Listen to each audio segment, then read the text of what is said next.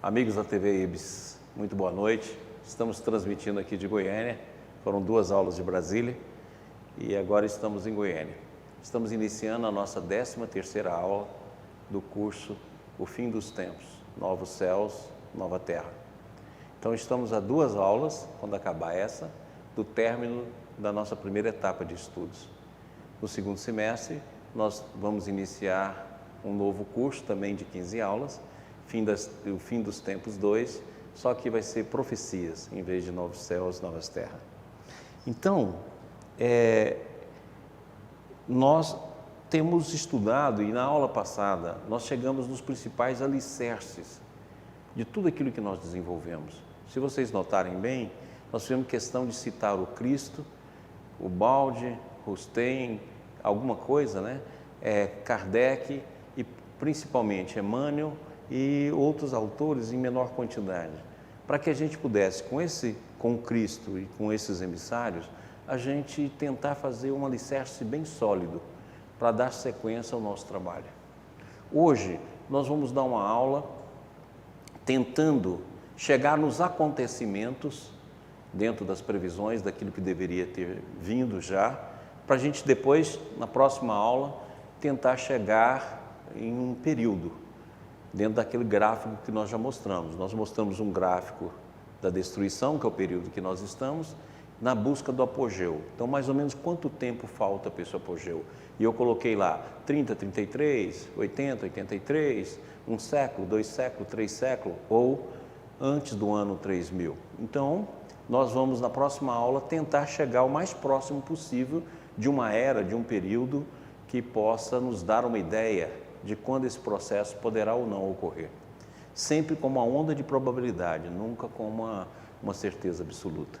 Hoje nós vamos ver os acontecimentos que deveriam ocorrer desde a primeira vinda do Cristo, que nós colocamos aqui conforme o livro Fim dos Tempos, né, do Roger, que é o Messias sofredor e o Messias no sentido da volta dele gloriosa, ou seja, o Messias que vem no julgamento dos povos, como é que está em Apocalipse, em tantas outras profecias. E o que aconteceria dentro desse espaço? Nós já mostramos alguns, que é o início das dores e a grande dor, e hoje nós vamos estudar o que teria nesse espaço e vamos detalhar isso aí. Mas, como sempre, nós vamos iniciar por uma prece, a prece aqui realizada pela equipe do TV IBS, com a gravação do James, e logo depois a gente volta para dar início à aula. Vamos lá.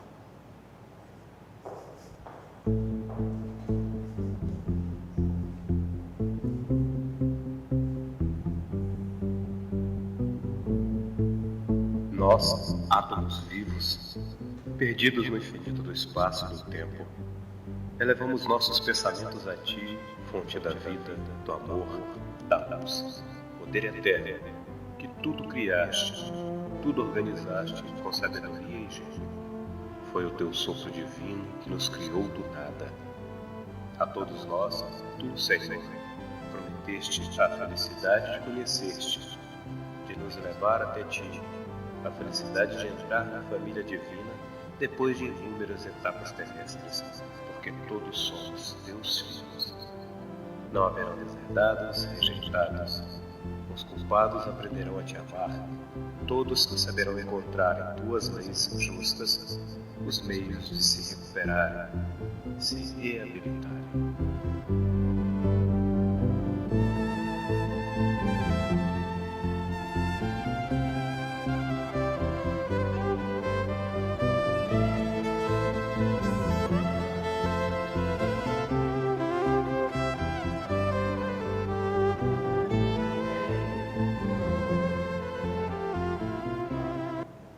Beleza. Então vamos lá. Primeiro, né, não esquecer do nosso convite. Está aqui o 22º Congresso Nacional Pietro Baldi. Nós temos falado isso em todas as aulas. O Rodrigo me disse agora no início da aula que já está no nosso site também lá, para todo mundo saber como fazer a inscrição, etc. E dia 25, 26 e 27 de agosto de 2017. Está aqui o site oficial, né, o local.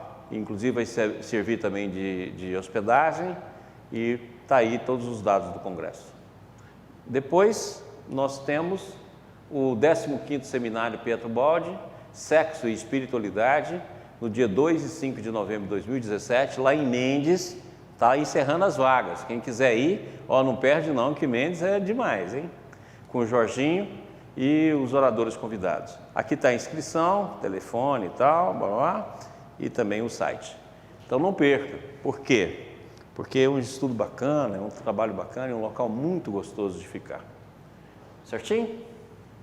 Vamos lá. Aqui o outro convite, gente. Como o nosso curso está terminando, esse aqui é o próximo curso, O Fim dos Tempos, Profecias. Vai ser o 11º curso da TV Ibis. Olha quanto curso nós já temos, né? Então, dia 7/9/2017, quer dizer, em novembro a gente retorna, e 14/12/2017 finaliza. Então, nós vamos ter um período aí de férias, né? No mês de julho e agosto, porque isso aí para a gente é importantíssimo, para poder organizar toda a TV, equipar, arrumar. E aí a gente inicia no dia 7. Então já fica aí, nosso curso recomeça no dia 7, dentro do mesmo tempo.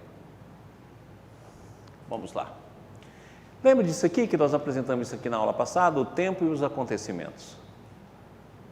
Então, lembra disso aqui, nós mostramos, existia todo um processo antes, né?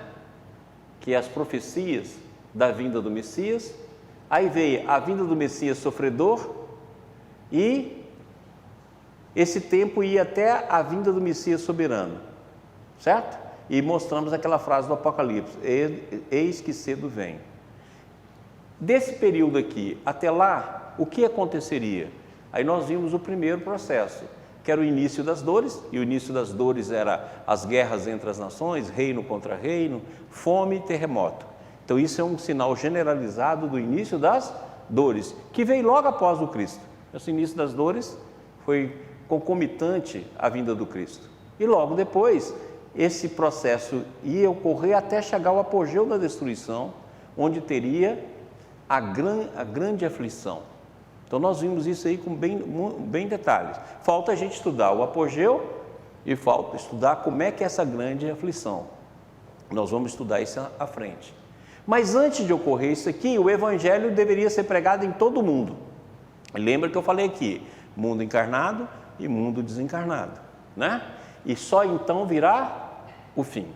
Então esse é o gráfico que nós temos de acontecimentos, ok? Então vamos lá.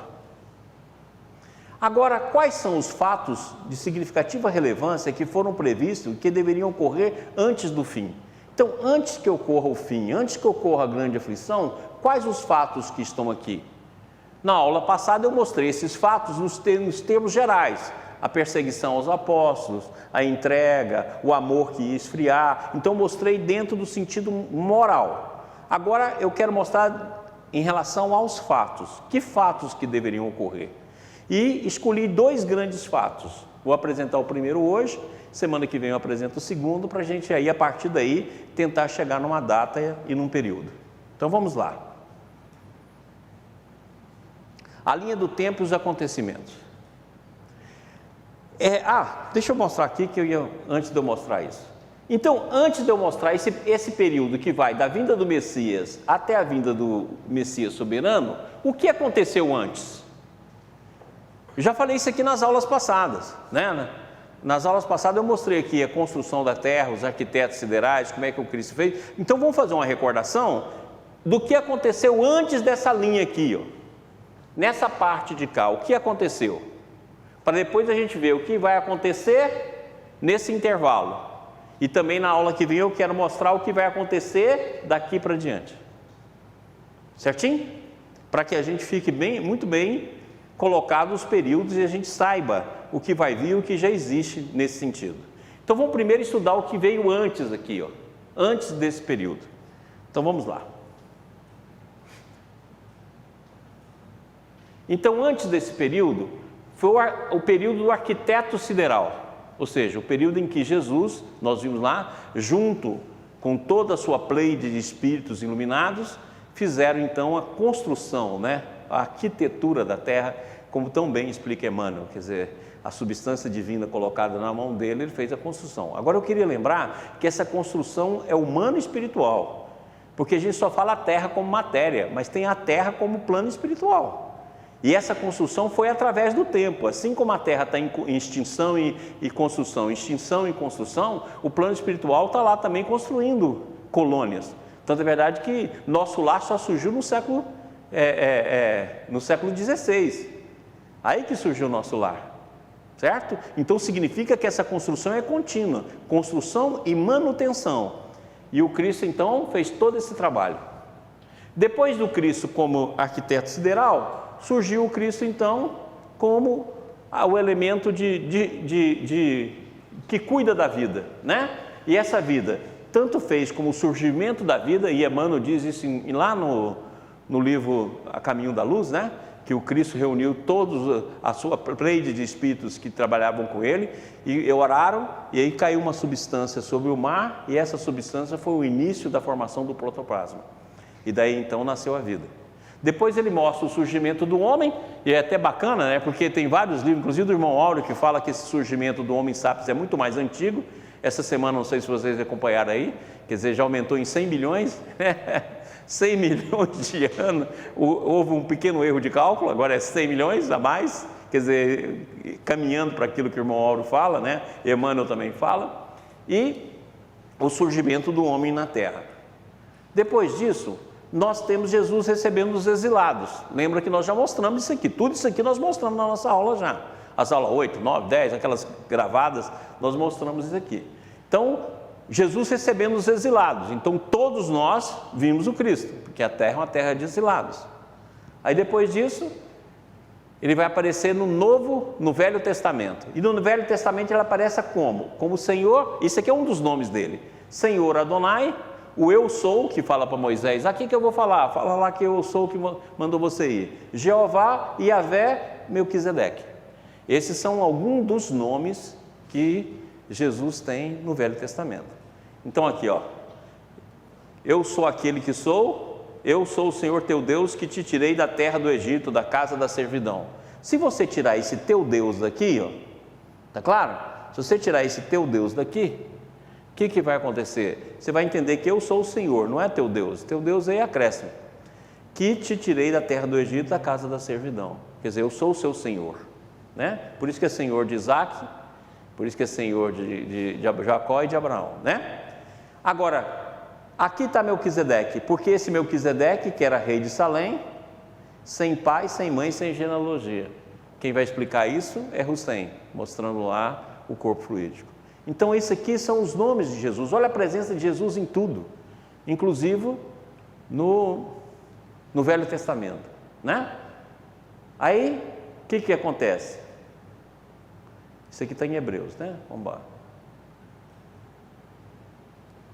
E Jesus fala, porque se vós cresces em Moisés, creríeis em mim, porque de mim escreveu ele.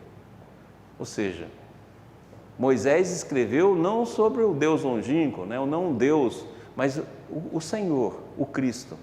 Traduziu os pensamentos do Senhor para aquela fase em que nós nos encontrávamos, na fase da força, né? Por isso que é Deus dos exércitos, porque o homem se encontrava totalmente na fase das forças. Hoje nós estamos na fase da força e da astúcia, certo? Então, é a fase que nós vivemos, né? Certo? E a fase que nós teremos de viver é a fase da retidão, que é a fase do planeta de regeneração.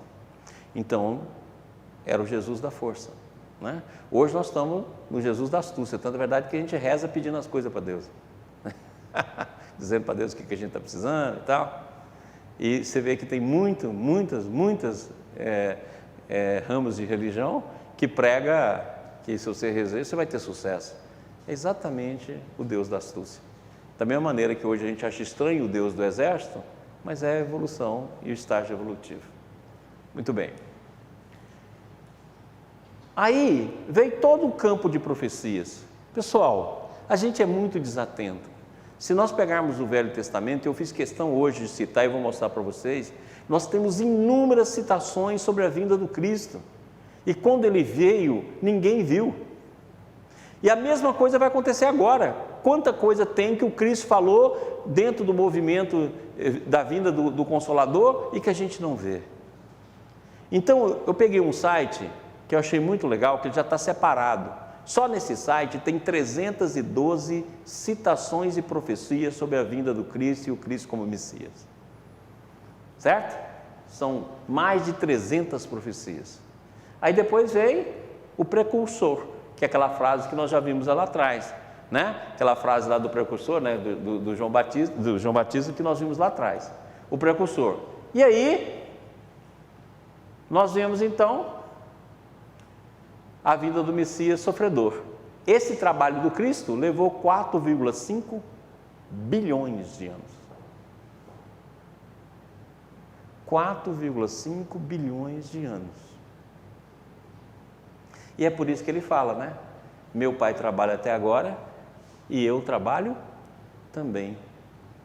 Ou seja, daqui até aqui foram 4,5 bilhões de anos. É mole? De cuidado e de orientação. Não só em todo o processo de formação, mas no processo inicial de orientação. E isso, eu não estou contando aqui os emissários dele que vieram na Terra, como Buda, como Krishna, como todos esses grandes emissários. Não estamos nem citando aqui, que é muito mais antigo que isso aí. Está claro? Mas até a sua vinda. Então foi um trabalho de 4,5 bilhões de anos. Volta no slide anterior, que por aqui não dá para mim voltar. Não, aí não dá. Abre e volta. Vamos prestar atenção, meus amigos. Aí, meus amigos. É por isso que, olha só, nesse trecho da vinda do Messias sofredor até a vinda do Messias soberano, ele fala lá, eis que cedo venho. Olha, o que é 2.000 anos diante de 4,5 bilhões de anos? Logicamente que a Terra foi criada há 4,5 bilhões de anos, isso em segundo a ciência, mas a gente não sabe se o trabalho não começou pelo plano espiritual. Pela formação do campo, vamos dizer, fluídico do planeta, para depois vir um plano de materialização. Então pode ser muito maior.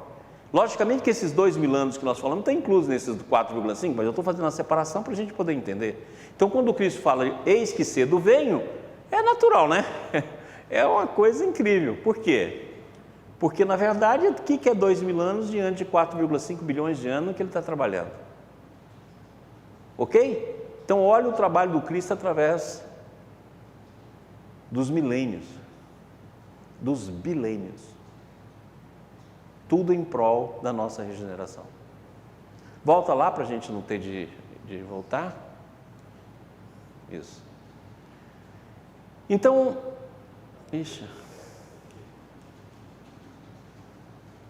beleza. Então aqui nós vimos que tem mais de 300 profecias. Eu fiz questão de ficar registrado, copiei o site na internet e trouxe para vocês verem.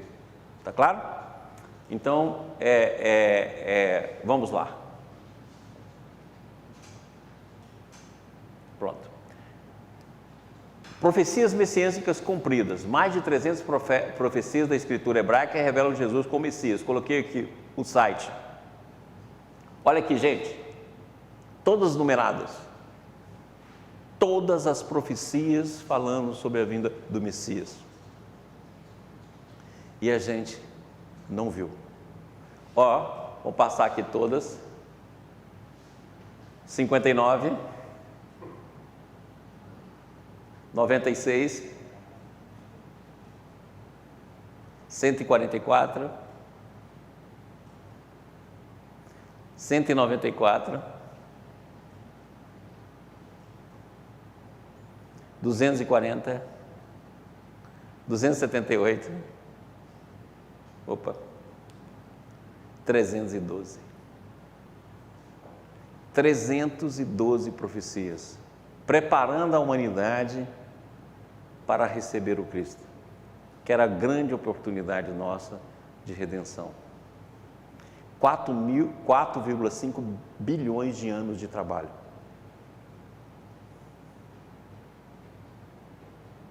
E veio a vinda dele. E a vinda dele materializada, porque se você pegar as passagens da Gênesis, principalmente, do Êxodo, nós vamos ver uma série de processos de materialização. Por quê? Porque o homem era grosseiro, só poderia compreender o Cristo se houvesse, entre aspas, milagres. E essas materializações que ocorreram, né, desde as materializações e das vozes, era a presença do Cristo ali, orientando através dos seus emissários e dele mesmo, quando ele diz para Moisés, eu sou, vai lá e diz, né? Quando dita os 10 mandamentos, está exatamente trazendo para o homem as primeiras oportunidades de redenção e de trabalho, e prometendo, através dos inúmeros profetas, a vinda dele entre nós, como havia prometido quando recebeu lá os exilados. Certinho? E é por isso que João Evangelista fala, todas as coisas foram feitas por ele, e sem ele nada do que foi feito se fez. Nele estava a vida, e a vida era a luz dos homens, e a luz resplandece nas trevas, e as trevas não compreenderam. Olha, todas as coisas foram feitas por ele. Era a luz dos homens, e os homens não o compreenderam. Ali estava a luz verdadeira, que ilumina a todo homem que vem ao mundo. Estava no mundo, e o mundo foi feito por ele, e o mundo não o conheceu. Veio para o que era seu, e os seus não o receberam. Agora está explicado por que era seus. Mas a todos quanto o receberam, deu-lhe o poder de serem feitos filhos de Deus. Ou seja, quem o recebeu, deu o poder de se tornar filho de Deus. Por que filho de Deus? Porque nós somos um decaído. Filho de Deus é aquele que retorna ao Pai, ou seja, deu a oportunidade do retorno, por isso que ele é conhecido como Salvador. Aos que creram no seu nome, os quais não nasceram do sangue, nem da vontade da carne, nem da vontade do homem, mas de Deus. E aí ele completa, e o Verbo se fez carne e habitou entre nós, e vimos a sua glória como a glória do unigênito do Pai, cheio de graça e de verdade. Ok? Troca a caneta, por favor. Então, é exatamente isso, nós não reconhecemos. E olha que só de profecia que a gente selecionou tem 312 profecias que foram selecionadas aqui para mostrar a presença dele. 4,5 bilhões de anos de trabalho. Então imagina, gente, como é que a gente é embotado. Aí você fala, não, mas esse processo ocorreu no passado, não ocorreu agora também. Porque o Cristo falou conosco durante o tempo todo, nesses 2000 anos. E a gente não vê. A gente não vê, né? Então vamos lá. Agora, por que a gente não vê? Olha que bacana isso aqui. A gente não vê por isso aqui, ó. Quem vive segundo a carne tem a mente voltada para o que a carne deseja. Isso é de Paulo em Romanos. Quem vive segundo a carne tem a mente voltada para o que a carne deseja. Mas quem, de acordo com o Espírito, tem a mente voltada para o que o Espírito deseja. Esse é o problema porque que a gente não vê. A mentalidade da carne é morte, mas a mentalidade do Espírito é vida e paz. Por quê? Porque não se submete à lei de Deus, nem pode fazê-lo. Ó, quem está voltado para a carne nem pode fazê-lo. Quem é dominado pela carne não pode agradar a Deus. Entretanto, vocês não estão sob o domínio da carne, mas do Espírito, se de fato o Espírito de Deus habita em vocês. E se alguém não tem o Espírito de Cristo, não pertence a Cristo. Então, qual é o problema que a gente não viu diante de tudo isso? Por que a gente não percebeu? Seja a percepção direta ou a percepção intuitiva, a percepção do coração, como aqueles que foram seus discípulos, apóstolos e seguidores tiveram. Porque nós estamos presos aqui, ó. Quem vive segundo a carne tem a mente voltada para o que a carne deseja. Então nós não temos como perceber. Olha bem que ele diz, ó, e nem pode fazê-lo, porque está lá na escuridão, está vivendo dentro do campo da carne. E é por isso que nós não percebemos.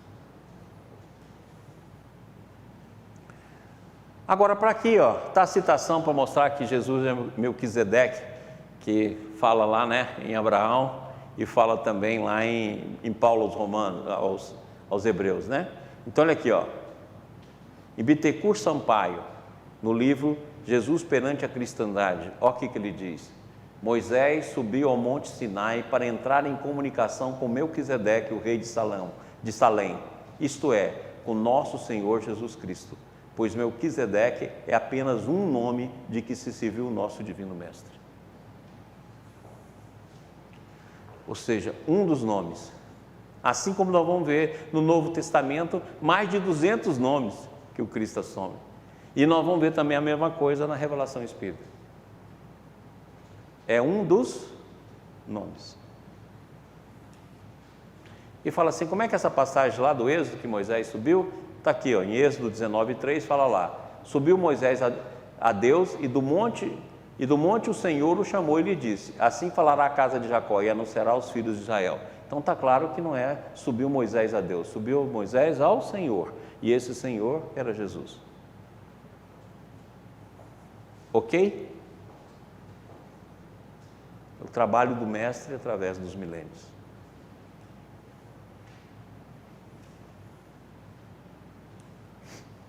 Muito bem. Agora, eu quero mostrar esse processo dentro de uma escala, para a gente poder entender, dentro de um resumo. Então, tudo que eu vou mostrar aqui, a gente já viu lá. Olha que bacana.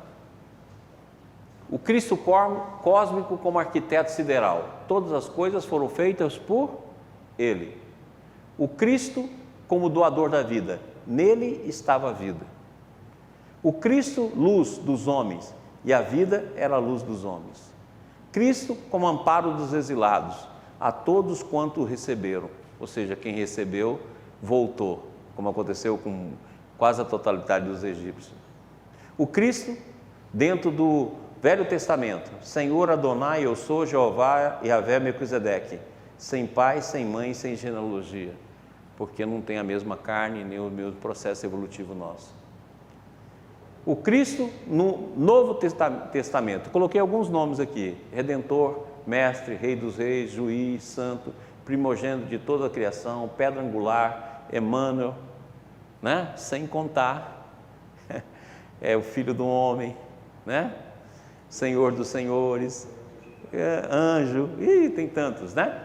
E o Verbo se fez carne e habitou entre nós. Essa carne, sem pai, sem mãe, sem genealogia, como explica Rustem. E aí nós chegamos ao grande momento, o Cristo ressurreito. Por quê? Porque o Cristo, o maior fenômeno que nós temos no Novo Testamento é a figura do Cristo em ressurreição. Por quê? Porque ali a morte foi vencida, como diz Paulo de Tarso. E depois daquilo, os apóstolos, os discípulos se modificaram. Por quê? Porque eles viram o vencimento da morte. E como diz lá os ensinos espíritas, né? Não só os apóstolos, como os 70 discípulos, como os 500 de Galiléia, viram o Cristo ressurreito. E eles, a partir dos séculos, é que têm sustentado o Evangelho em cada época, em cada momento da Terra. Por quê? Porque foi o mais glorioso de todos os movimentos. Assim como no Antigo Testamento, nós podemos falar que o maná que veio do céu e a abertura do rio, né, do Mar Vermelho, seja um dos maiores fenômenos daquela época que ficou guardado na tradição dos pais e foram passando para os filhos. Assim também, o Cristo na ressurreição é o elemento, é o fenômeno mais importante que gravou, né, com a marca de ouro a alma de todos os apóstolos e discípulos. E aí Jesus fala o seguinte, olha que bacana que ele fala, depois de tudo isso ele diz o seguinte: dentro de pouco tempo o mundo não me verá mais, entretanto vós me vereis, porque eu vivo. Não vos deixarei órfão, voltarei para vós. Ou seja, não vai deixar órfão, permanecerá conosco. Mas olha aqui que ele diz, o mundo não vai me ver, mas vocês irão me ver.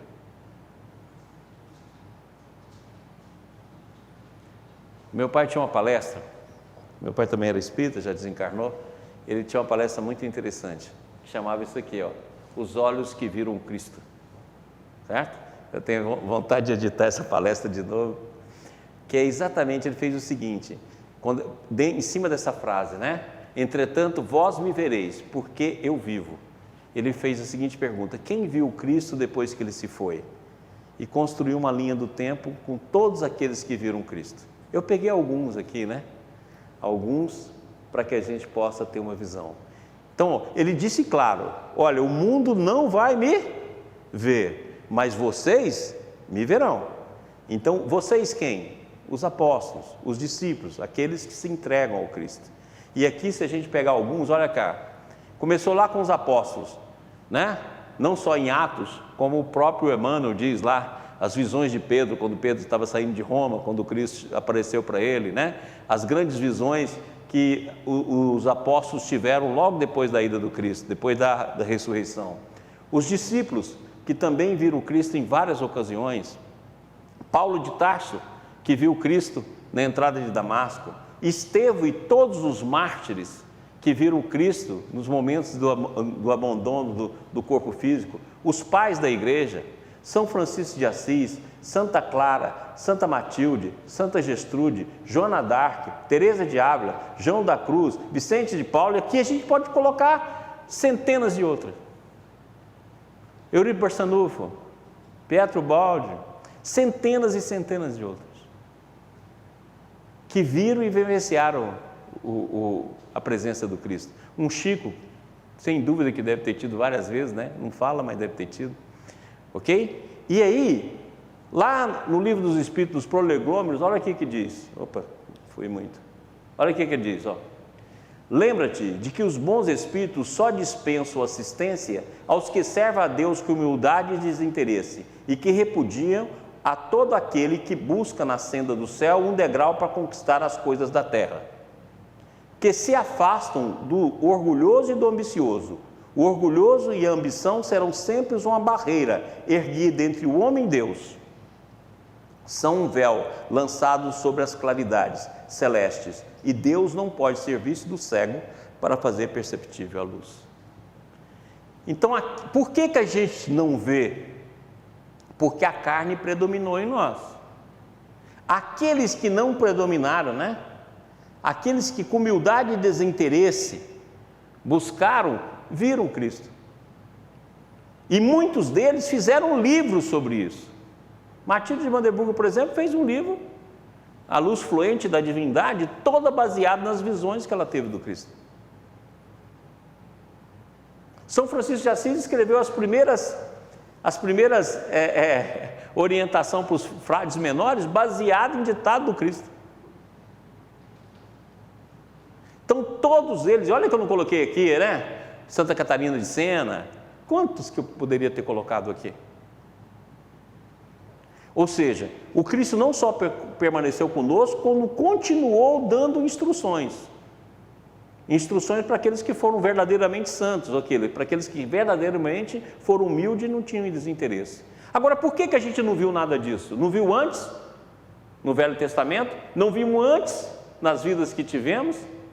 Por quê? Porque sempre o que nos dominou foi o olhar da carne, o orgulho e o interesse. E mesmo quando nós fomos lá sacerdotes, ou tivemos reencarnados aí com funções religiosas, nós fizemos isso aqui, ó: na senda do céu, um degrau para conquistar as coisas da terra, como a gente vê hoje aí em centenas de pessoas fazendo isso, milhares, e a gente não viu. Então, olha bem, o Cristo de 4,5 bilhões de anos, o Cristo no Velho Testamento, sem contar nas outras religiões, que eu nem coloquei aqui, mas depois a gente pode fazer um estudo sobre isso. Depois, o Cristo fazendo a presença com manifestações, com voz direta. Depois o Cristo, através da história, com os grandes santos. Agora, aqueles que não têm nada como nós, precisamos que Ele também fale conosco. Então é isso que nós vamos ver. Ele não só apareceu lá, como também falou conosco. Vamos lá? Então olha aqui, o trabalho do Cristo de 4,5 bilhões de anos, e aqui o trabalho de 2.000 anos, que vai daqui até um pouco mais, né? Porque é um pouco mais de 2.000 anos. Agora, o que deveria acontecer aqui? Deveria acontecer o Consolador prometido. Isso é o principal fato que deveria ocorrer entre a vinda do Messias sofredor e a vinda do Messias soberano. O principal fato é o Consolador prometido. E a pergunta é, quando o Consolador prometido veio? E a gente tem a mania de achar que o Consolador prometido veio lá na época da codificação. Não, ele já estava no mundo. Então, na verdade, Jesus fala, ele está no meio de vós. Está claro? Mas, ao mesmo tempo, logo depois da ida do Cristo, ele se apresenta. E, a partir daí, vem pelo campo da história até ser codificado.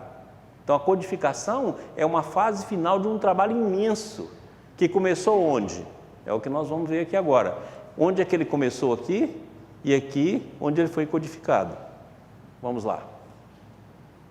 Todavia digo-vos a verdade, que vos convém que eu vá, porque se eu não for, o Consolador não virá a vós, mas quando eu for, vou-lo enviarei. E quando ele vier, convencerá o mundo do pecado e da justiça e do juízo.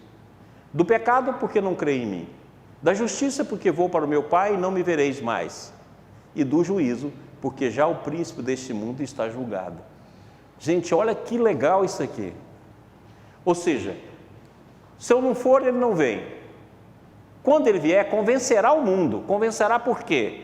Que vai trabalhar principalmente com o campo da razão. Vai convencer o mundo. E vai convencer de quê? Do pecado. Olha aqui, do pecado, da justiça e do juízo. O pecado, o erro, né? Porque não crê em mim, ou seja, não pratica as obras narcisistas e não as obras do Cristo. Da justiça, porque vou para o meu Pai, ou seja, o justo retorna a Deus, certo? E do juízo, olha aqui o que nós estamos estudando, e do juízo, porque já o príncipe desse mundo já está julgado, que é exatamente aquilo que nós estamos estudando, a transição planetária, o fim dos tempos, o julgamento do mundo. Ora, então, dentro das orientações dos Espíritos, é que nós vamos encontrar todas as orientações sobre esse período.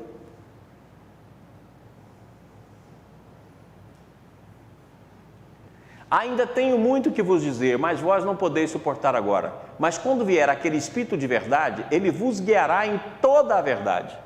Vai guiar em toda. E uma das coisas que ele fala é o quê? No cristianismo está toda a verdade. O homem que descaracterizou, né? Porque não falará de si mesmo, mas dirá tudo o que tiver ouvido, e vos anunciará o que há de vir. E vos anunciará o que há de vir. Então é exatamente nos escritos dos Espíritos que nós vamos ter de ver o que há de vir, que é o que nós estamos estudando aqui. Então, no nosso segundo curso, no segundo semestre, por isso que eu dei o nome de profecias, não é só a profecia dos antigos profetas, é as profecias dos médios contemporâneos modernos também. E ele me glorificará, porque há de receber do que é meu. Ou seja, todo o trabalho vai ser feito a partir do Cristo. E vos há de anunciar. Então, todo o trabalho do Consolador é feito a partir do Cristo. E aí, olha o início. E estando com eles, determinou-lhes que não se ausentasse de Jerusalém, mas que esperasse a promessa do Pai, que, disse ele, de mim ouviste. Porque, na verdade, João batizou com água, mas vós sereis batizados com o Espírito Santo, não muito depois desses dias. Aqueles, pois, se haviam reunido, perguntaram-lhe, dizendo, Senhor, restaurará tu neste tempo o reino de Israel?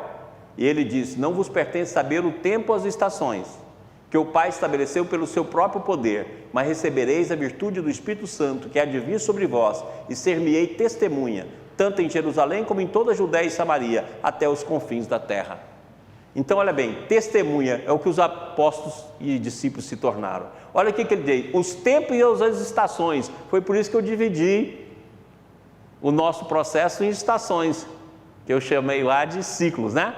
A semeadura, o período de transição, período de destruição, período de reconstrução e o período de consolidação, que são as estações. Naquela época, olha o que Jesus disse, olha, não vos pertence saber os tempos e as estações. Ou seja, era para ser só testemunha. Agora, com a vinda dos Espíritos, que vai nos ensinar tudo, todas essas estações se evidenciaram.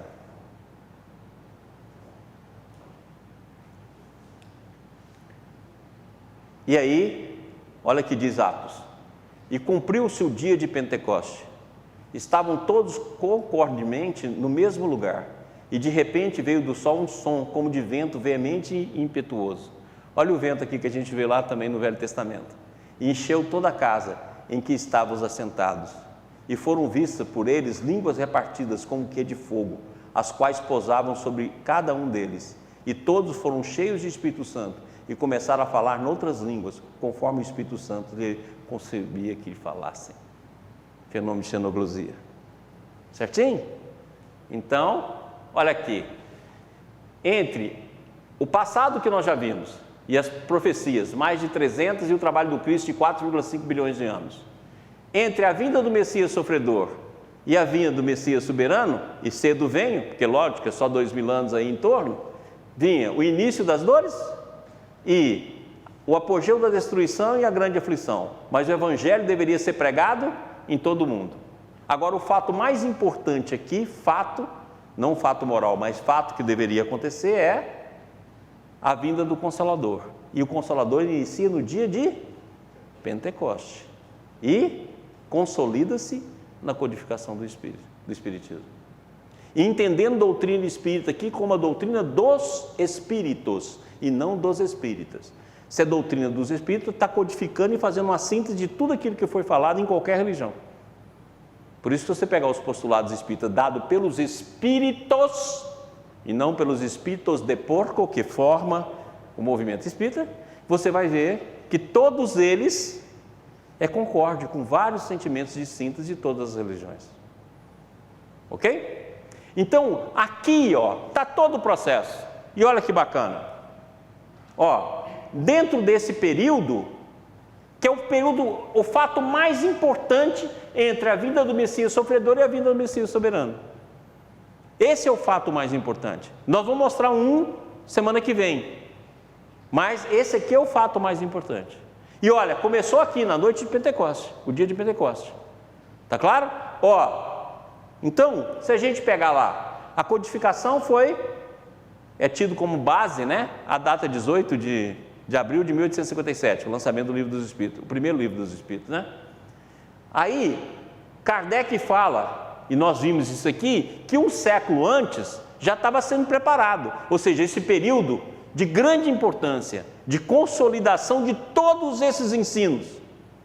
Então agora eu quero que vocês raciocinem aí, 4,5 bilhões de anos, depois do Cristo lá desde o Velho Testamento, depois o Cristo passando por todos os grandes santos e orientando, até que chega a noite de Pentecoste e vem os santos, aí chega na codificação da doutrina espírita, e Kardec fala que o período mais agudo já estava sendo preparado desde 1700, eu pus 1757 porque para poder dar um século, para a gente poder ter a média. Olha lá, e de 1857 para cá tem 160 anos, para 2017, ou seja, só no trabalho com os espíritos, na fase mais aguda de atuação, tem 260 anos. Já vai para quase 3 séculos.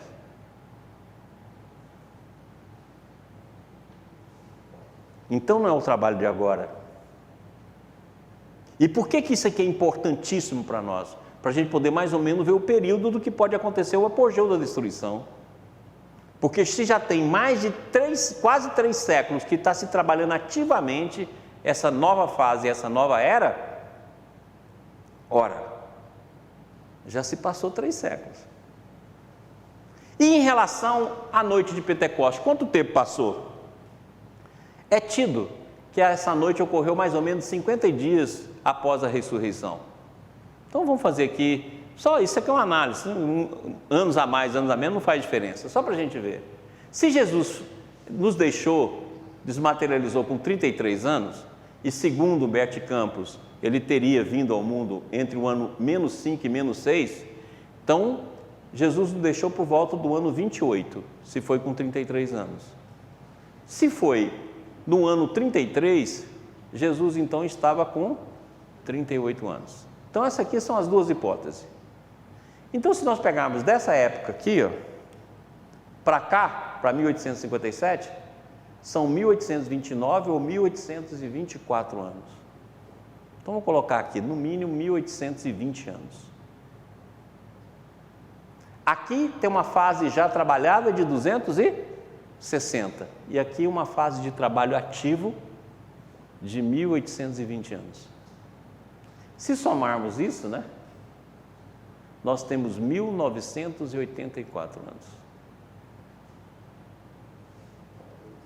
Sem contar os 4,5 bilhões de anos.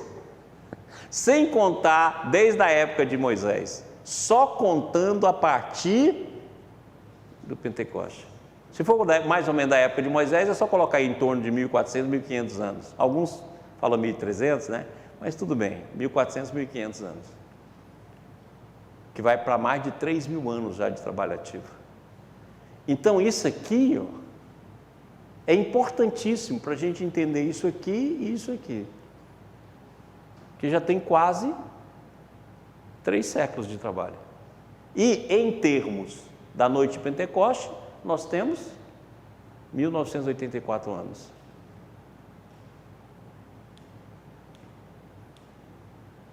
E aqui, ó, em 1857, a frase que os espíritos usaram, eu vou mostrar agora mesmo aqui para vocês, é início de uma nova era. Então essa data, né, marca o início de uma nova era que já estava sendo preparada pelo menos um século anterior e que já estava sendo semeada desde a noite de Pentecoste. Ok, meus amigos? Como diz a Suzinha, né? Vamos andar devagar. Estou andando devagar. Deu para entender isso? O trabalho imenso que nós estamos mergulhados. Por que a gente não vê nada disso? Porque a gente é dominado pela carne, dominado pelo orgulho. Não fazemos com humildade e desinteresse. Então a gente não viu e não vê.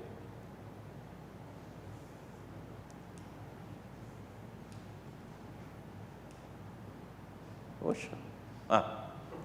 Agora olha só, o Espírito de Verdade no Evangelho segundo o Espiritismo, olha como é que ele abre no prefácio. Os Espíritos do Senhor, que são as virtudes do céu, qual imenso exército que se movimenta ao receber as ordens do seu comando, espalham-se por toda a superfície da terra e, semelhante às estrelas cadentes, vêm iluminar os caminhos e abrir os olhos aos cegos. Que cegos? Nós. Ou seja, é a última oportunidade para os cegos. Por isso que é trabalhador da última hora. É a última oportunidade. E agora, como diz o próprio Espírito da Verdade, não é mais o apóstolo, não é mais os discípulos, agora é os mortos que vão vir para ver se acordam os cegos.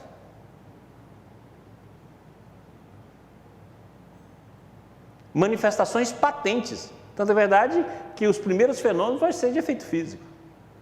Depois de efeito intelectual, que nos gerou todos esses livros. Eu vos digo em verdade, que são chegados os tempos em que todas as coisas vão ser estabelecidas no seu verdadeiro sentido, para dissipar as trevas, confundir os orgulhosos e glorificar os justos. Ou seja, quem permanecer no orgulho será confundido. Isso aqui nós já estudamos várias vezes, que eu já citei isso aqui em vários estudos nossos anteriores. São chegados os tempos. Ou seja, o Espírito da Verdade anuncia isso. Ó, lá no prefácio. Chegou o tempo. As grandes vozes do céu ressoam como sons de trombetas, e os cânticos dos anjos se lhe associam.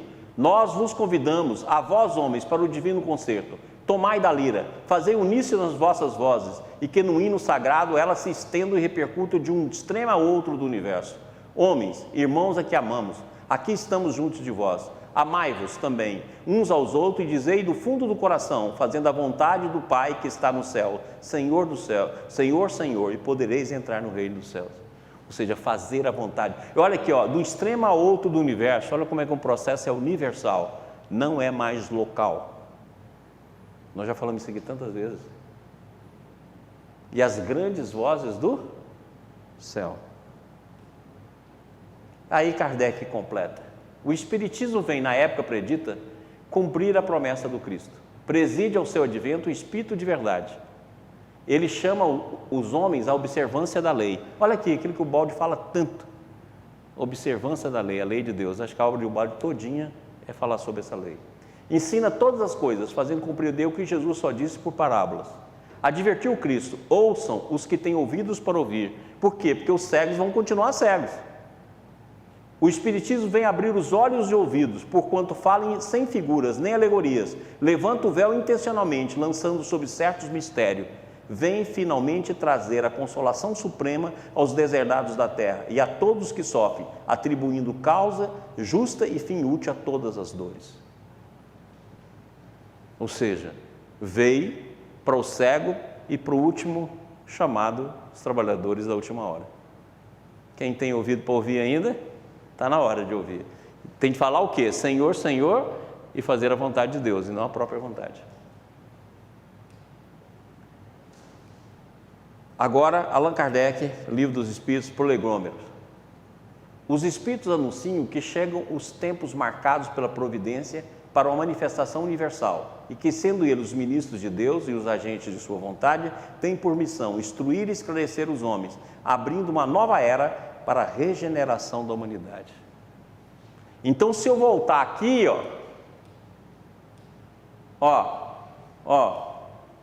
início de uma nova era. Então, aqui que começou a nova era. Então, se amanhã eu coloco aqui, o mundo de regeneração, aqui, é a marca dessa nova era. Então amanhã, quando fizer toda essa passagem, vai falar assim: quando é que iniciou a nova era? Qual é a data em que se fala que iniciou a nova era? Quando os Espíritos do Senhor, as vozes do céu, vieram e se comunicaram na terra. E o fato que caracteriza isso é a publicação do primeiro livro dos Espíritos, que já dizia o Espírito de Verdade, que era a introdução da doutrina dos Espíritos. Introdução. Ok? Então aqui amanhã, quando a gente fizer um novo gráfico, nós vamos partir daqui, para o mundo de regeneração lá. Então 1857 é uma data importantíssima.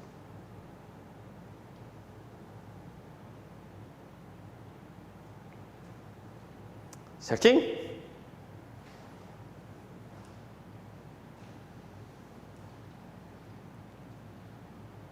Eu estou voltando, né?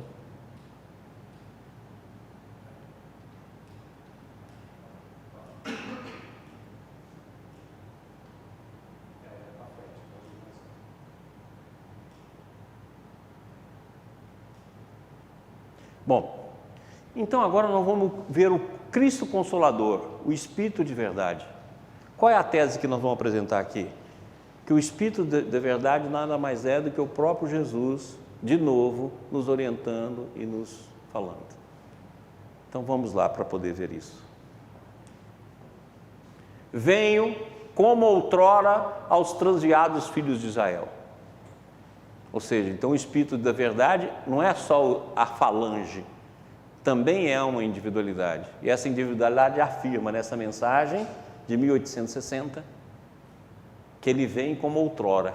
Ora, como outrora, aos filhos de Israel, a presença do Cristo. Trazei-vos a verdade, dissipar as trevas. Escutai-me, o Espiritismo, como o fez antigamente a minha palavra, como fez antigamente a minha palavra. Tem de lembrar aos incrédulos que acima deles reina a imutável verdade, o Deus bom, o Deus grande, que faz germinar as plantas e se levantarem as ondas. Olha bem, tem de dizer aos incrédulos. Quem são os incrédulos? Somos nós. Você entendeu que por isso que eu vivo falando que a gente é a pior parte que existe no mundo? Porque a gente está aí há milênios, sem enxergar, fechado no orgulho. Agora veio algo para acordar a gente. Agora, se nem isso acordar, não tem jeito, tem de recomeçar.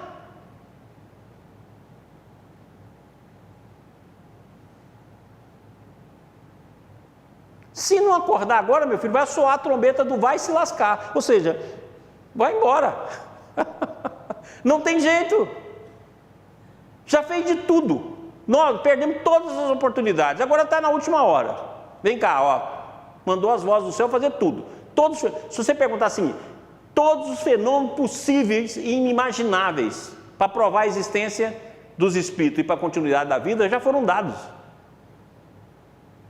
Todos. Se falar assim, eu gostaria que fizesse isso, já foi feito. Não, para provar mesmo eu gostaria, já foi feito. Então, está aqui, ó.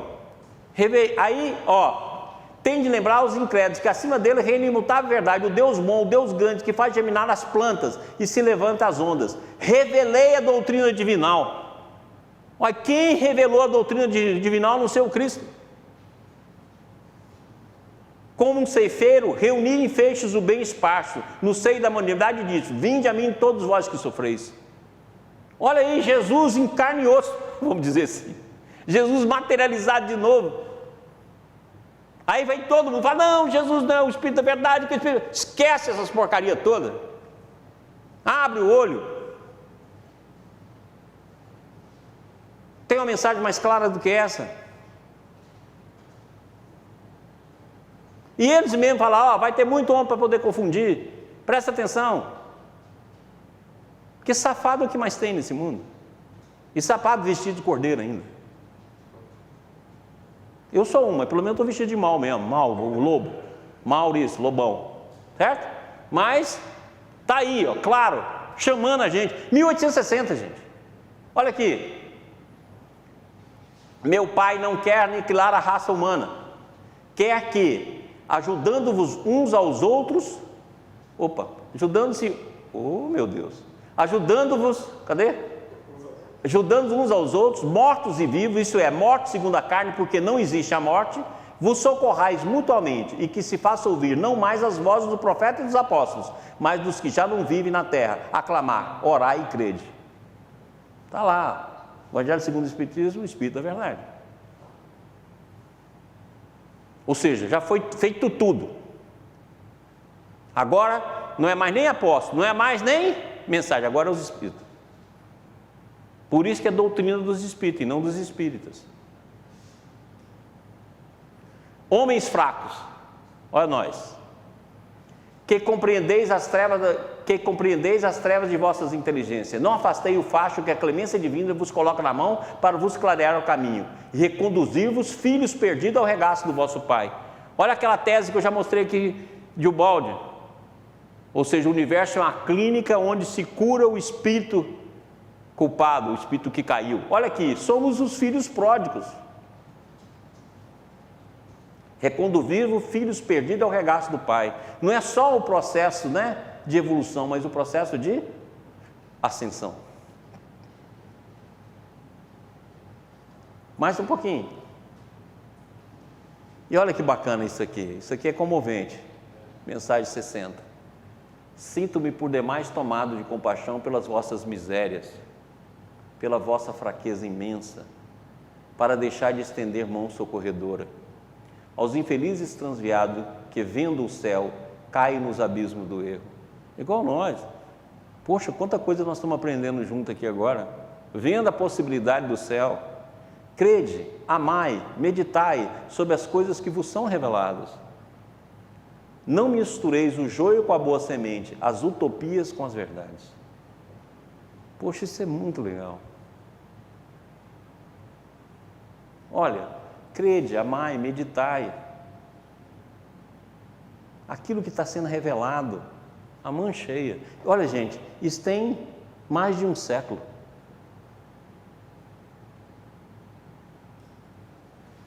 E para não ter mais dúvida aqui, ainda fala que Allan Kardec é apóstolo dele.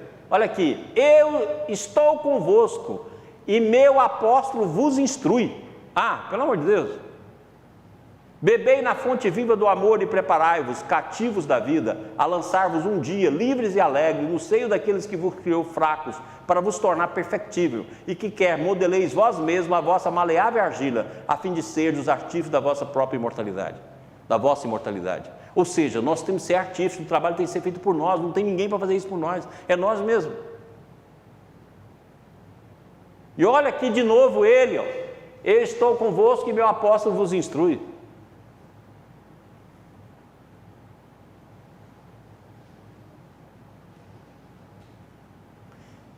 E olha só que bacana, em 1861, venho salvá-los, Vinde, pois, a mim, vós que sofreis e vos achais oprimidos, e sereis aliviados e consolados. A frase do Cristo. Não busqueis a lures, a força e a consolação, pois que o mundo é impotente para dá-las. Deus dirige um supremo apelo aos vossos corações, por meio do Espiritismo. Escutai-o. Ou seja, o supremo apelo, ou seja, o último apelo.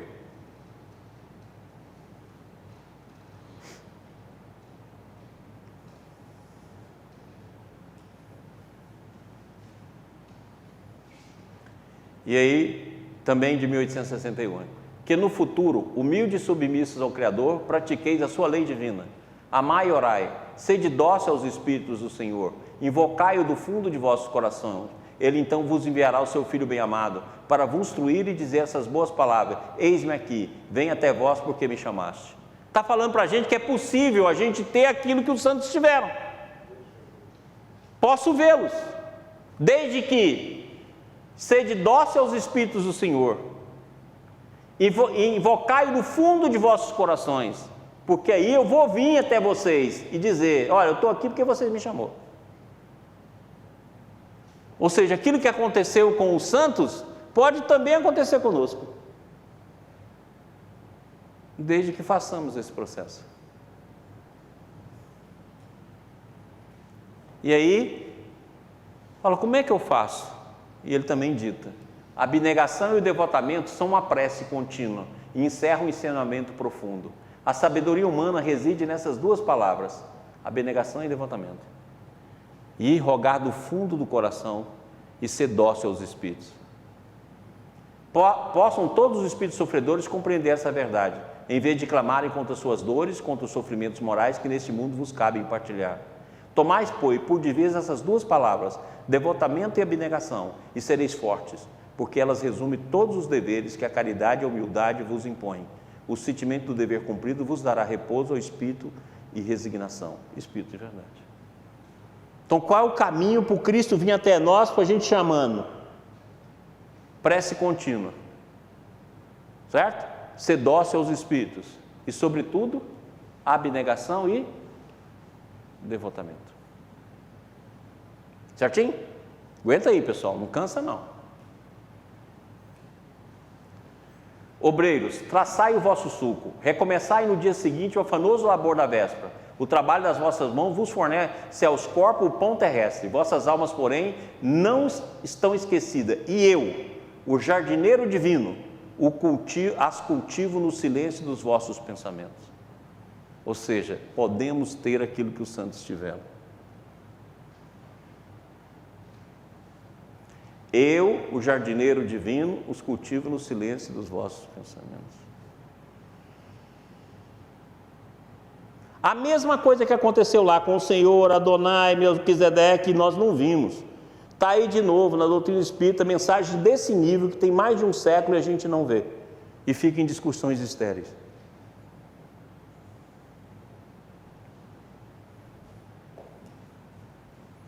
Agora vamos ver o mesmo Cristo Consolador com sua voz.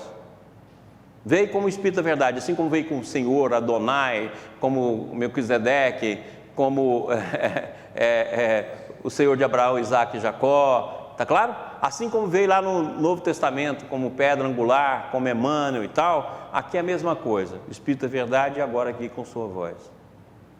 Olha aqui que sua voz fala em algumas mensagens, eu tirei algumas só, para que a gente vê, para a gente ver a presença do Cristo em tudo. Olha, falo hoje a todos os justos da terra, e os chamo de todas as partes do mundo. Olha lá, a minha voz é universal, igual ele falou lá com Kardec, a fim de unificarem suas aspirações e preces numa oblata que se eleve ao céu. Que nenhuma barreira de religião, de nacionalidade ou de raça os divida, porque não está longe o dia em que somente um será dividido entre os homens, justos e injustos. Ou seja, aqui já pede até para quebrar as barreiras que nós criamos de divisão. Porque essa doutrina é dos espíritos, só para onde quer. E a religião é invenção humana, como diz muito bem Emmanuel no livro Emmanuel. A religiosidade que é o caminho com o divino. Minha palavra é universal. Tem alguma diferença do que nós vimos lá no Espírito da Verdade? Mas também é um apelo íntimo. Olha lá, eu cultivo, sou o jardineiro divino que cultiva o pensamento. Olha aqui, também é um apelo íntimo, pessoal a cada um. Muitos a reconhecerão, muitos a reconhecerão.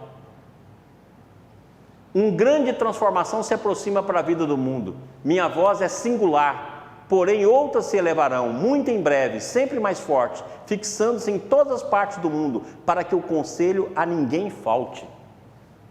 Ou seja, uma revolução para os cegos ver e não faltar conselho. Eu não consegui, não foi por falta de conselho, eu não consegui por falta de busca, não quis ver. É o cego voluntário.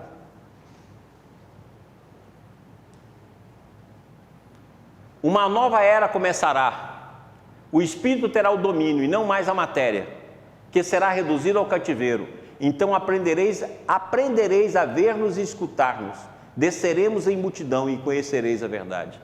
Desceremos em multidão, até a palavra é a mesma lá que está o Espírito da Verdade falando. As grandes vozes do céu. Desceremos em multidão e conhecereis a verdade. Agora a gente tem de aprender a ver e escutar. E o caminho do ver e escutar, o Espírito da Verdade falou, né? Que é o quê? Obediência aos Espíritos, né? Abnegação, né? E a resignação, para que a gente possa perceber. Devotamento. Muito bem. Olha aqui, para não ter dúvida, olha o que sua voz fala na mensagem de Natal. Eu presido ao progresso espiritual do vosso planeta. Olha, quem faz isso a não ser o Cristo? E para o progresso espiritual, um ato de bondade tem mais valor que uma descoberta científica. Eu presido, ou seja, não tem meias palavras.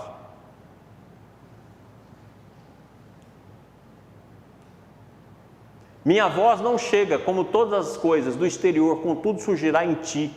Olha lá, por caminhos desconhecidos, como coisa tua, da divina profundeza que em ti existe e na qual também estou. Ó, o Cristo interior. Por isso que a sua voz, que a minha voz é singular. Vosso multimilenário ciclo de civilização está a esgotar-se. Deveis retomá-lo em nível mais elevado, vivê-lo mais profundamente, não somente crendo, mas também vendo. Ou seja, vai acabar a era da crença, a era da experiência pessoal. Olha lá para não ter dúvida. Impunho o destino dos povos.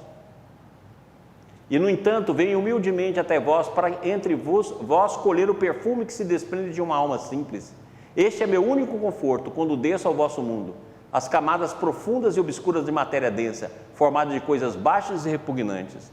Aquele perfume parece perder-se na vossa atmosfera carregada de emanações perniciosas, como que vencido pelas forças envolventes do mal. No entanto, eu o percebo, elegendo-o e recolho como uma jóia humilde e gentil, desabrochada na lama, para guardá-los em meu coração, onde ele repousará. Ou seja, aqueles que têm um verdadeiro sentimento, independente de toda a imundície que está aí.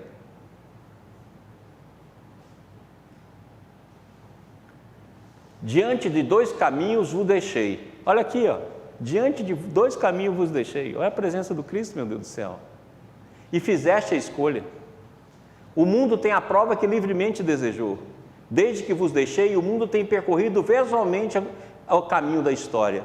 O mais profundo caminho e a mais proveitosa lição se encontram na dor, escola e sanção de Deus. Ou seja, desde quando Ele nos deixou. Não tem jeito de ser mais direto.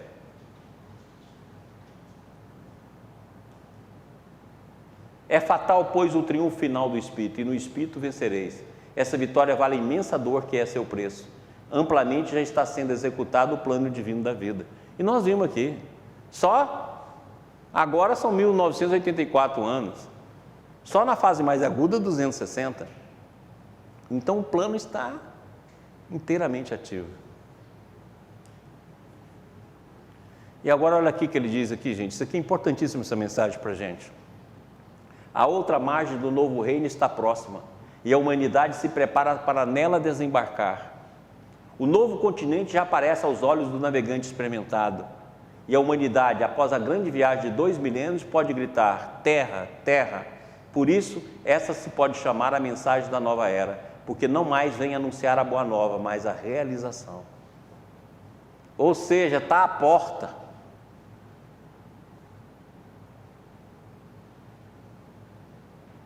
Então, para a gente compreender o tempo desse processo vai ocorrer, essa mensagem aqui é fundamental. Agora eu fiz uma comparação. O Espírito de verdade e sua voz. Venho como outrora aos transviados filhos de Israel.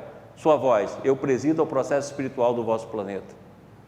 O Espiritismo, como fez antigamente a minha palavra é universal, muitos a reconhecerão. Revelei a doutrina divinal, minha voz é singular, desde que vos deixei. Estou convosco e meu apóstolo vos instrui, impunho o destino dos povos. Quem é esse, senão o Cristo? Ainda tem dúvida? Olha o que Kardec fala na Gênese. Ora, como é o Espírito da verdade que preside ao grande movimento da regeneração, a promessa da sua vinda se acha por essa forma cumprida, porque de fato é Ele o verdadeiro Consolador. A segunda vinda do Cristo no seu campo psíquico e no seu campo de manifestação já ocorreu. Só falta um terceiro campo, que eu falo assim, que é a manifestação no campo psíquico, no campo de manifestação, no caso nosso foi mensagem, na época do Velho Testamento foi efeitos físicos, tá claro? E no campo da presença dele, só falta essa presença, que eu chamo isso de holo-ressurreição. E vou mostrar para vocês que esse ciclo do Cristo tem 3 ciclos. O ciclo dentro do campo de manifestações psíquica, o ciclo direto de manifestação para todos, que no caso aí foi a escrita, e o ciclo da presença dele. 2 já foram cumpridos desse ciclo. E a pessoa muitas vezes confunde um ciclo com o outro, achando que o outro não ocorrerá. Eu vou mostrar aqui que sim. Não hoje, né?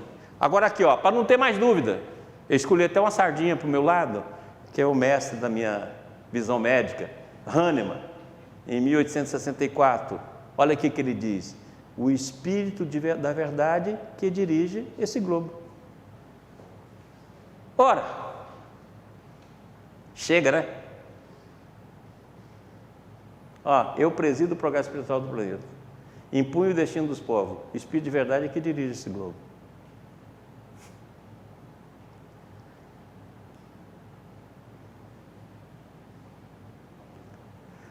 Allan Kardec, Lamennais. Sim, meus filhos, o povo caminhará mais depressa na nova mensagem anunciada pelo próprio Cristo.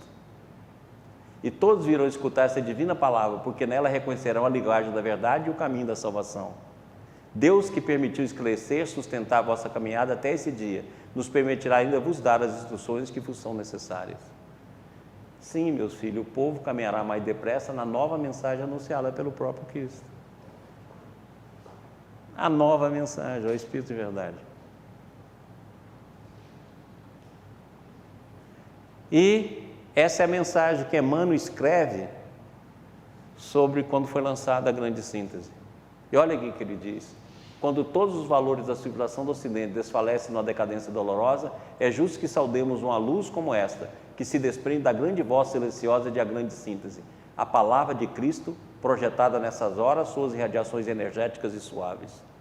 A palavra de Cristo projeta nessas horas suas irradiações energéticas e suaves, movimentando todo um exército poderoso de mensageiros seus. Dentro da oficina da evolução universal, aqui fala a sua voz, divina e doce, austera e compassiva. No aparelhamento dessas teses, que muitas vezes transcendem o idealismo contemporâneo, há o reflexo soberano da sua magnanimidade, na sua misericórdia e da sua sabedoria. Todos os departamentos da atividade humana são lembrados na sua exposição de inconcebível maravilha. A grande síntese é o evangelho da ciência, renovando toda a capacidade da religião e da filosofia, reunindo as revelações espirituais e restaurando o mecenato do Cristo em todos os institutos da evolução terrestre. Curvemo-nos diante da misericórdia do Mestre e agradecemos de coração genuflexo a sua bondade. Acerquemo-nos dessa altar da esperança e da sabedoria, onde a ciência e a fé se irmanam para Deus. Mais claro do que isso. Aí as pessoas falam assim: não, mas a grande síntese é mediúnica, o resto não é. Aí o Balde fala assim: só porque eu mudei o estilo?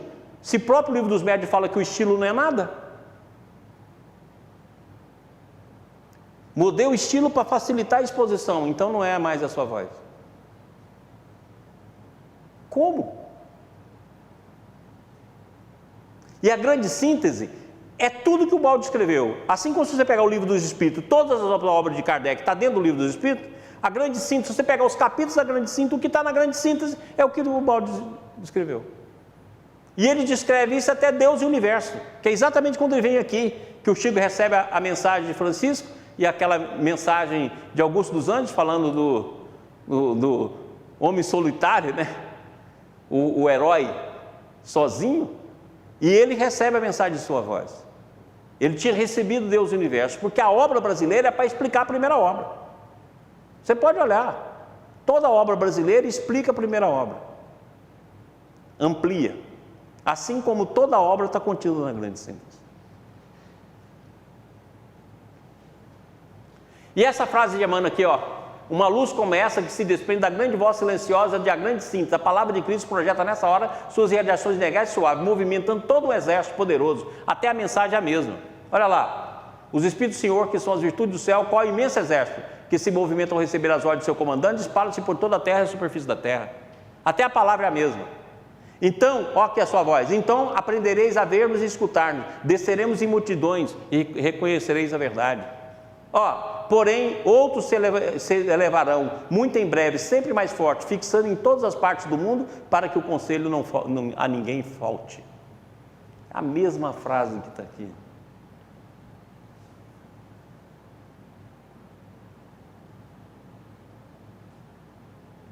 E aí, olha só que interessante, quando Kardec pergunta quem ele era, terás animado na terra alguma personagem conhecida? Resposta, já te disse que para ti sou a verdade. Isso para ti quer dizer descrição, nada mais saberá a respeito. Aí quando o Baldi pergunta para a sua voz quem é, o que ele diz? Não pergunte meu nome, está lá na mensagem de Natal. Não procure me individuar-me, porque é uma noura crística. Não podeis, ninguém o poderia. Não tentes uma inútil hipótese, sabe que sou sempre o mesmo. Aí vai lá para Moisés e fala, eu sou. Sabe que sou sempre o mesmo.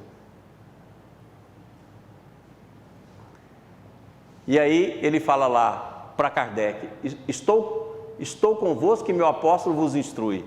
E lá no Prolegômenos, né, os Espíritos completam, não te deixeis de examinar pela crítica, encontrarás contraditores encarniçados, sobretudo entre os que têm interesse nos abusos, encontrá-lo-ás mesmo entre os espíritos. Por isso que os que ainda não estão completamente desmaterializados, procuram frequentemente semear dúvida por malícia ou ignorância. Prossegue sempre, crê em Deus e caminha com confiança. Aqui estaremos para te amparar e vem próximo o tempo em que a verdade brilhará em todos os lados. E diz para o Gilbaldi, ó, lá na grande síntese, minha obra está terminada. Olha, a obra de semeadura inteira terminou aí, gente. Minha obra está terminada. Se durante anos e anos uma humanidade diferente, muito maior e melhor, olhando para trás, pesquisar essa semente lançada com muita antecipação, para ser logo fecundada e compreendida, admirando-se como tenha sido possível adiantar-se aos tempos, tenha ela um pensamento de gratidão para o ser humano que, sozinho e desconhecido, realizou esse trabalho por meio de seu amor e de seu martírio. E a gente não viu. Aí você fala assim, gente, com tudo isso, aí o que diz, olha lá no Prolegômenos, a vaidade de certos homens que julgam saber tudo e tudo querer explicar a seu modo, dará nascimento a opiniões dissidentes. Aí, apesar de tudo, mas todos que tiverem visto o grande princípio de Jesus se confundirão um só sentimento, o do amor do bem, e se unirão por um laço fraterno, que prenderá o mundo inteiro. Estes deixarão de lado as miseráveis questões de palavras, para só se ocuparem do que é essencial. E a doutrina será sempre a mesma, quanto ao fundo, para todos que receberem comunicações de espíritos superiores. Está aí, ó. Ia ter os dissidentes. E aí, na grande síntese, nossa grande viagem está terminada. Você viu que o nosso curso foi longe.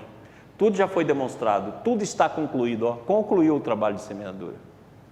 Até as últimas consequências. A semente está lançada no tempo para que germine e frutifique. Dei meu verdadeiro testemunho, minha obra está completa. O pensamento desceu e mobilizou-se na palavra escrita, não podeis mais destruí-lo. Está demais antecipada para ser todo imediatamente compreendido. Nem todos os séculos são capazes de compreender totalmente uma ideia, mas é necessário que, com a psicologia, a perspectiva mude para vê-lo sob novos ângulos. Vosso julgamento está viciado por uma visão imediatista, mas os anos correrão. Quando tiveres visto o futuro, compreendereis essa síntese em profundidade e a encontrareis na história do mundo. Para alguns, esses conceitos ainda estão fora do concebível. Outros recusarão o trabalho de compreensão porque não desfrutam dele vantagem imediata. Outros procurarão afastar a verdade porque ela perturba o ciclo animalesco de suas vidas e continuarão a dormir, e estes falará a dor. Ou seja, quem continuar a dormir, a dor. Não é mole não, meus filhos. Então hoje nós vimos o fato mais importante que devia ocorrer. Avançamos no nosso horário. Eu vou dar 3 minutos para tomar uma água aí. Vocês param de me xingar pelo tempo, mentalmente, e a gente volta rapidamente aqui para algum comentário, alguma coisa, para a gente poder fechar. Pessoal, olha aqui. Esses slides aqui eu não posso deixar de mostrar para vocês. Então, rapidinho, antes que o Rodrigo fale aqui. Olha lá, ó. Um trabalho de 4,5 bilhões de anos, incluído aqui todo o trabalho realizado na época do Velho Testamento. Depois nós vimos um trabalho de mais ou menos 2 mil anos, que inclui a vinda do Messias sofredor e soberano. E aqui o Consolador prometido. Próximo. Depois nós vimos que aqueles que viram Cristo através dos séculos, certo? Próximo. Aquilo que nós já mostramos, próximo. Agora olha só, olha o que diz lá na grande síntese. A grande síntese, o que diz Emmanuel? É o evangelho da ciência renovando todas as capacidades da religião e da filosofia, reunindo-as à revelação espiritual e restaurando o messianato do Cristo em todo o instituto da evolução terrestre. Restaurando o messianato do Cristo. Olha agora que bacana. Se eu pegar só em relação ao Espírito da Verdade, a primeira mensagem dele aqui, ó, em 25 de março de 1856. Depois, nós temos a presença do Espírito da Verdade lá no Prolegômenos, assinando em 18 de abril de 1857. Depois nós temos mensagens de 58, 61, 62, 64 e várias outras. E Kardec desencarna em 31 de março de 1869. O Balde vai nascer em 18 de agosto de 1886. Aí, em 1931, ele tem a visão de Cola Humberto, que ele vê São Francisco e vê o Cristo. No Natal de 31, ele recebe a mensagem do Natal. De 32 a 35, ele recebe a grande síntese. E em 1953, ele recebe a mensagem da nova era. E vai desencarnar em 29 de fevereiro de 1972. Olha que bacana. Vai? Ou seja, dessa mensagem de 56 a 53, nós temos um século.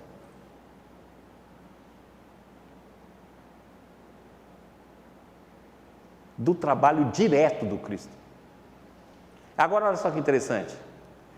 Entre 64 e 69, foi lançada aqui a obra de Rustem, Os Quatro Evangelhos. E que ele diz que é uma introdução daquele que há de vir. E o Espírito que dita a mensagem para ele publicar o livro é Pedro. Agora, olha que só interessante. Vamos lá? Em 2 de abril de 1910, nasce o Chico Xavier. Em 1931, o Chico vê Emmanuel pela primeira vez. Em 1937, publica o primeiro livro, que é Emmanuel. Agora, olha só que bacana, vai. O Chico vai falecer em 30 de junho de 2002.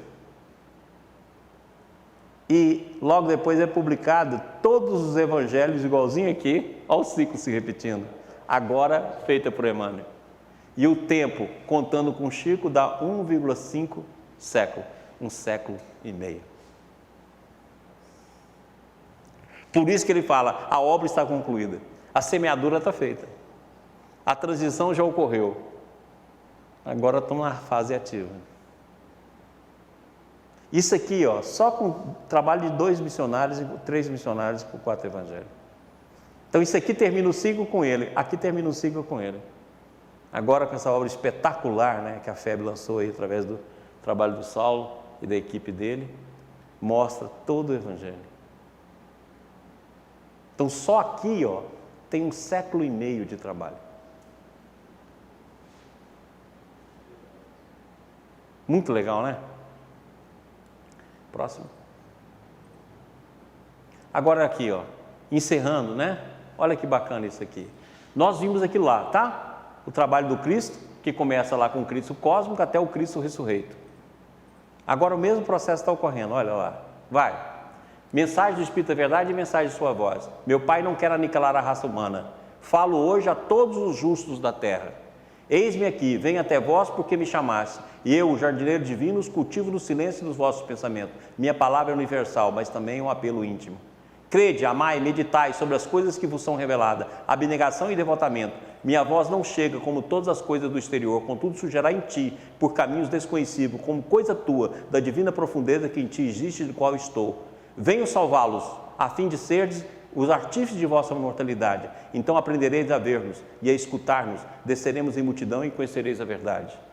Sede dóceis aos Espíritos do Senhor, não mistureis o joio com as boas sementes, as utopias com a verdade. A outra margem do novo reino está próxima e a humanidade se prepara para nela desembarcar. Ou seja, tudo isso aqui, ó, é o trabalho psíquico e o trabalho interior do Cristo dentro de nós. Igual o ciclo passado.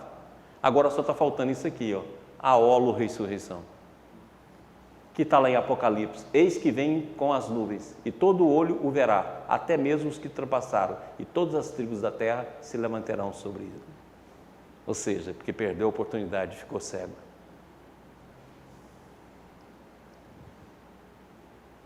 Então, bom, aqui mais um, último, juro que é o último. Passa aqui. Olha só, então a vinda do Messias soberano irá produzir o que ficou conhecido como o dia do Senhor. E já está lá em Joel, ó. Ah, que dia, porque o dia do Senhor está perto.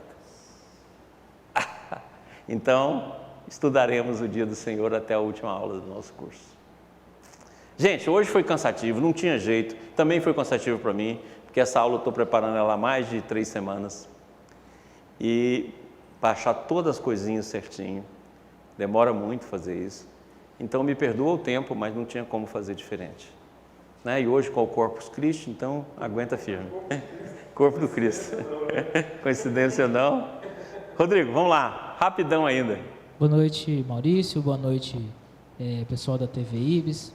É o seguinte, hoje nós não temos muitas perguntas, temos muitas participações, a Eni Oliva de São Paulo, José Eduardo de Almeida Bastos, o Kiko, o Ismael de Brasília, e a Célia e o Jorge Melo, e muitos outros pelo chat do YouTube, pelo grupo de WhatsApp, mas perguntas mesmo nós temos poucas.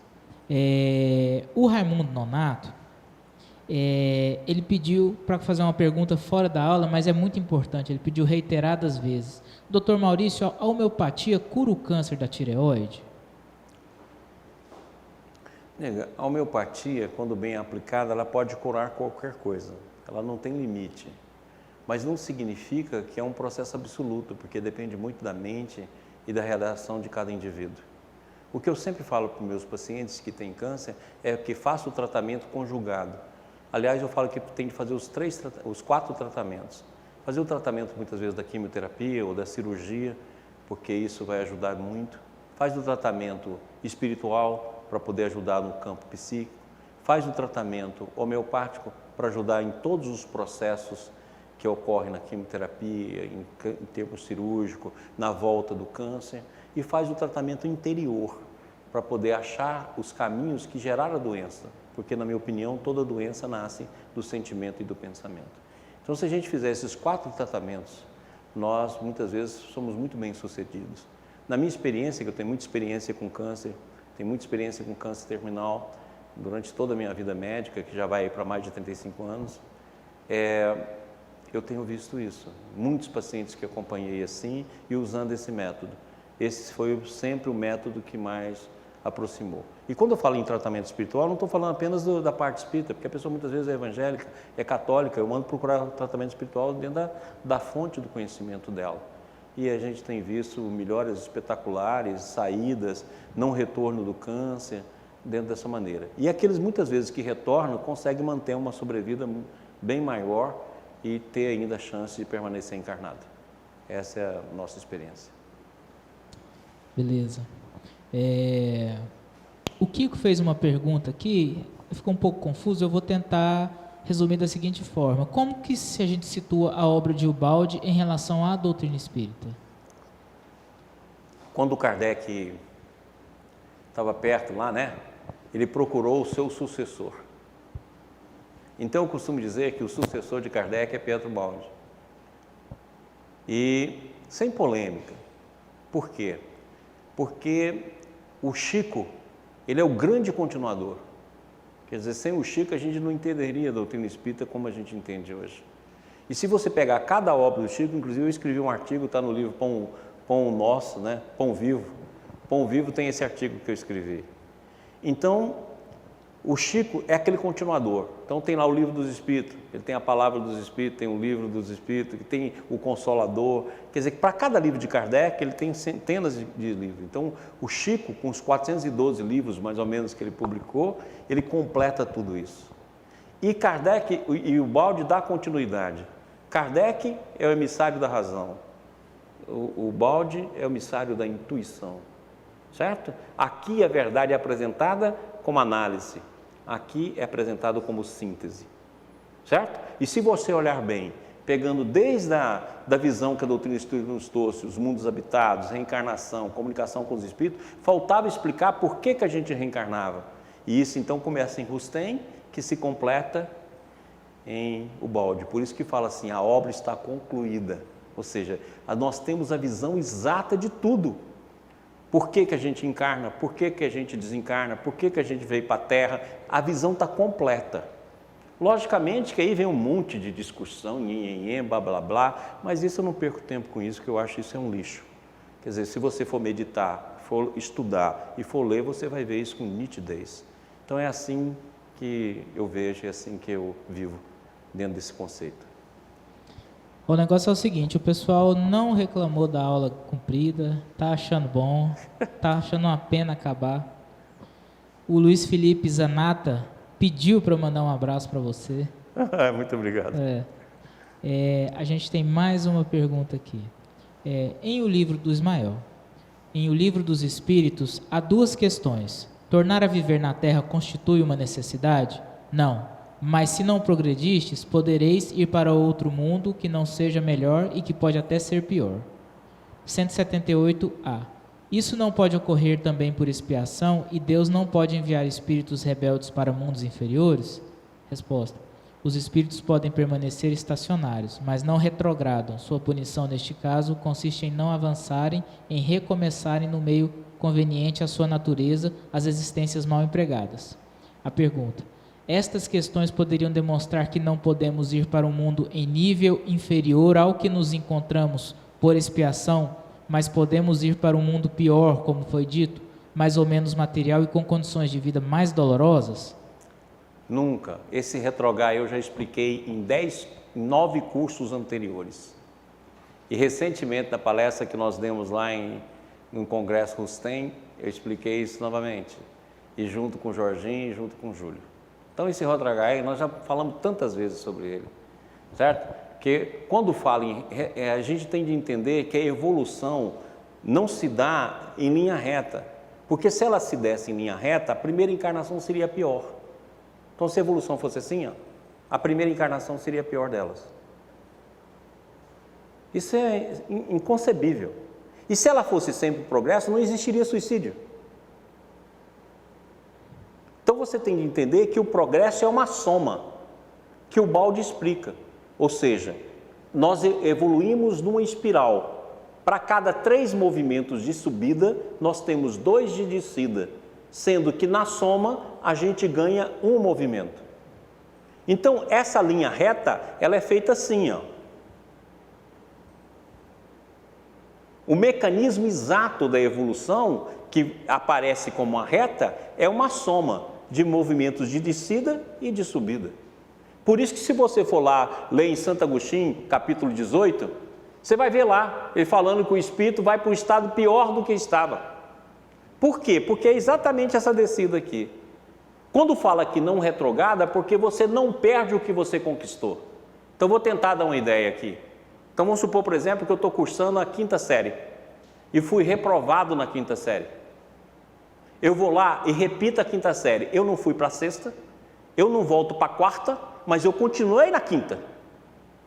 E vamos supor que eu novamente sou reprovado na 5ª e vou para um colégio pior do que eu estou, porque não tem vaga mais naquele colégio para mim. Vou para um colégio péssimo. Lá eu vou fazer a 5ª série. Vou começar na 5ª série, não vou para a 4ª, não vou para a 3ª. Mas vou ficar num ambiente muito pior de professores, de situação, de ambiente. É assim que é esse processo. E lembra que não é uma reta. Quando a gente fala assim, o espírito retrogrado, a gente pensa numa reta. Olha o absurdo que é. A pior reencarnação sua seria a primeira. E olha que absurdo, não teria nem assassinato e nem suicídio. Qualquer coisa que você fizesse, você estava evoluindo em linha reta. Não, linha reta é a soma de 5 movimentos. Ok? Mais detalhes, 9 cursos para trás. E mais detalhes, os congressos. Mais detalhes, o último congresso de Rustem. Na hora de colocar lá, o Estevam já falou que está lá visível também as palestras, né? É só olhar lá que isso está explicado aí até cansar. Beleza, olha só. Agora é para encerrar. O Alberto Alexandre Ribeiro, de Fortaleza, pediu para mandar um abraço da turma de Ubalde do JEP, lá de Fortaleza, para você. Um abraço para eles, abraço para a Sheila. Isso. Assim, todo mundo mandando abraço, todo mundo querendo que continue, mas infelizmente o horário tá estourado, né? Não tem condições. Nenhuma. Lembrando o pessoal de curtir as nossas redes sociais do IBS, curtir os vídeos no canal do YouTube, porque assim a gente consegue mais seguidores e isso reverte em benefícios para todas as pessoas, tanto para o IBS quanto para nós. E a última pergunta para fechar. Chega! Que todo mundo quer saber. Jorge Melo. Cada vez que olho para trás nesta minha caminhada por esta vida, vejo muitos erros. Pergunto, ainda dá tempo ou já posso treinar para o planetão? Não, Jorge, não treina. Dá tempo, Jorge. É por isso que Jesus tem falado, dá tempo. É só fazer isso que está aí, dá tempo. É por isso que nós estamos falando isso junto, para a gente também fazer junto. Dá tempo, a gente ainda tem uma frestinha, sabe assim? Aquele aluno que chega e a porta está fechando, aí você entrou. Como diz o Rômulo lá da SPN, né? Porteiro do Enem. Na hora que o porteiro do Enem está fechando a porta, você ainda vaza. Então, ainda dá tempo. Nós temos uma chance, né? Estamos acordando agora, assim, a primeira vez abrindo o olho, nós temos chance. E a gente tem de aproveitar nesse momento. Vamos deixar o passado e vamos nos transformar. Lembra que o trabalho de Francisco de Assis durou 20 anos. O trabalho de Kardec durou 14, o trabalho do Dr. Bezerra de Menezes durou 14, o trabalho de Eurípides Barçanufo durou 20, o trabalho dos grandes missionários, geralmente, o trabalho de Paulo de Tarso durou 20 e poucos anos. Ora, você não está velha, dá para viver mais 20 aí, Jorge? Então dá para a gente fazer. Pessoal, muito obrigado, desculpa todo o tempo, espero que a gente medite nisso aí. Eu não estou apresentando isso aqui para que a gente discuta, eu não discuto, eu não vou discutir isso nunca. Estou apresentando uma visão e cada um medite e tira aquilo que achar que deve e conclua o que achar que pode. E nós estamos terminando, e essa semana, hoje, né, eu recebi um vídeo do Felipe Salomão de Franca, e um vídeo que encerra a nossa aula, que eu acho que tem tudo a ver com aquilo que nós falamos. Então, até semana que vem.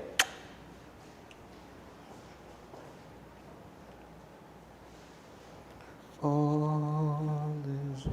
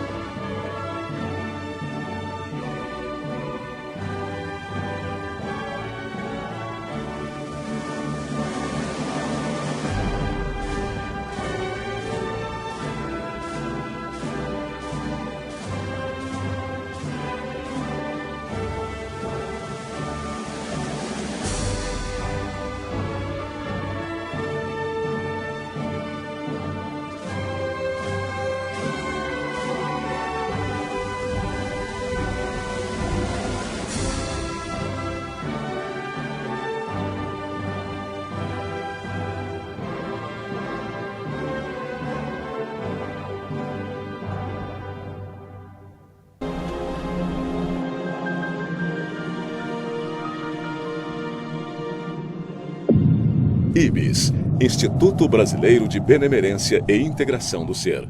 www.ibis.org